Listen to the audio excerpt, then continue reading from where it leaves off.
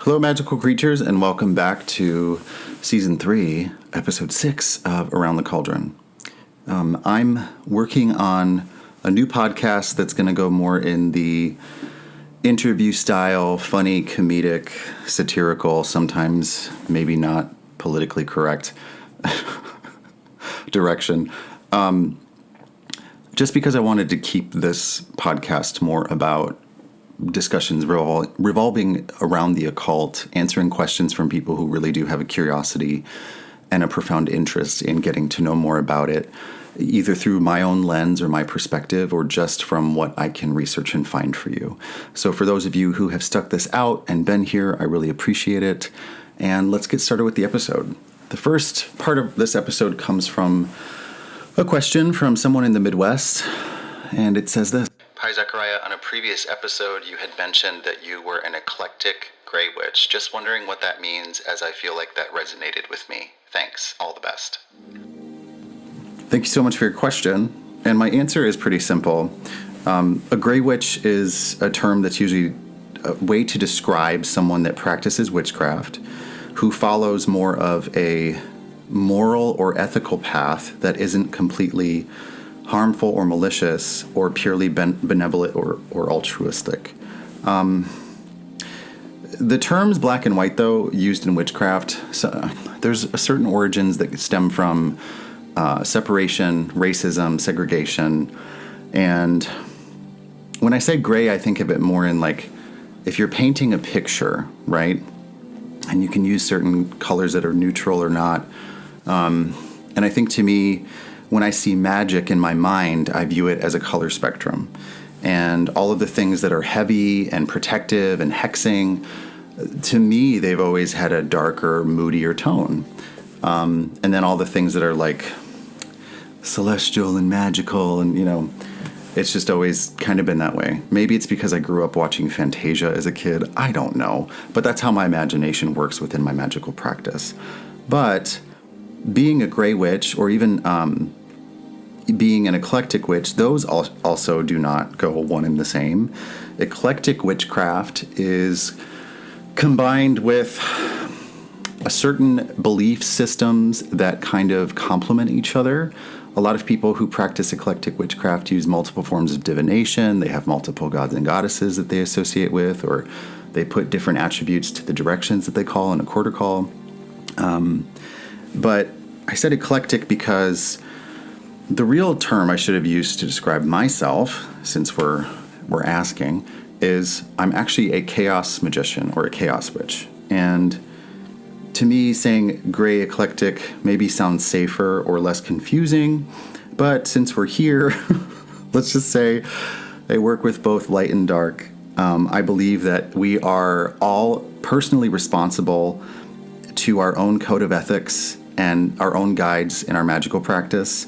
I really prefer to use my abilities and my magic to help others, to heal, to bring positive change. However, I do also recognize that there are times when more assertive and protective measures are necessary. And that could be using darker energies, casting spells for self-defense. But it's always important to note that witchcraft and all the various traditions will differ greatly among individuals, cultures, concepts, and maybe there are different interpretations of what a Grey Witch is according to other people's personal beliefs or practices. But that is mine, since you ask, and I do remember saying that at the beginning of one of my episodes, but that's my answer. So thank you. Now, from that question, I wanted to focus on this episode to talk about the topic of chaos magic, utilizing it, what it is, but this is just a brief intro. So, chaos magic is sometimes seen as a rebellious and innovative approach to magic. Unlike other magical traditions that follow a lot of rigid rules or specific rituals, chaos magic does encourage a practitioner to be bold, to experiment, to forge their own path. In many ways, you could say that it's the DIY style of magic, and it's all up to you, how much you devote to it and how much you don't, and what you use. The central idea of chaos magic is that your beliefs and intentions typically are the driving force behind the solutions or the results of the magic that you're working. It emphasizes the power of your mind, the power of your will, and how it will shape reality. Some of us that practice chaos magic also think that belief itself is a tool for manifesting your desires and influencing the world around you. But that's the tricky part about chaos magic, is that everything exists, but everything also doesn't exist at the same time. There's no absolutes. One of the intriguing things about it that brings me to that point too is that the fascination with chaos and uncertainty. Rather than seeking to control and predict every outcome, we tend to embrace the unknown. We tend to strive for finding the center of something and just letting it be what it is, not taking things too seriously. So I know a lot of the time in the history of my practice as a witch, and even when I started to meet other witches, I sometimes would clash, because it's not that I don't take witchcraft seriously or the traditions of it seriously. It's just that aspect of it has never resonated with me. I think laughter, camaraderie, being silly, being the clown sometimes is also another form of magical practice. And so I've done both. I've taken the path of reverence, the whole piety thing, fasting, prayer, isolation, you name it. I've tried it. I'm even thinking about trying it again. But it's important to approach this type of magic responsibly and ethically. And so if you're pissing people off, maybe don't practice with other people, or they're just not the right people for you. Respect the beliefs and boundaries of other people, first and foremost, and consider the potential consequences of your actions. Duh. So don't be a piece of shit. That's why I say that. It's such a simple phrase. So whether you're really seasoned and you're looking to expand your horizons, chaos magic offers a really unique and exciting journey. Embrace it. Let your creativity soar. Discover the immense potential within yourself to shape reality. But for those of you that are more analytical, science-based, here's some other ways to look at chaos magic. So there's some esoteric points within it that I think are really interesting, and it's probably the other reasons, really these are the weights as to why I'm so rooted in this. Paradigm shifting is one of them. It emphasizes this idea that it brings the intentional involvement of changing your belief, your perspective, and your identity. And so it's very shapeshifter magic, which is very much something that I've always used within my life. I'm an actor, I'm a singer, I'm a dancer, I'm a writer, I'm a producer, I'm a death doula. I have so many aspects of my life that are such different hats, you know? And I think it allows me to expand my understanding of reality and see other people in different ways and try to come down to their level and empathize and be compassionate. Some other things that I like about chaos magic that, you know, other people who are visual learners like too is sigils. Sigils are frequently employed in chaos magic because they represent intentions and desires.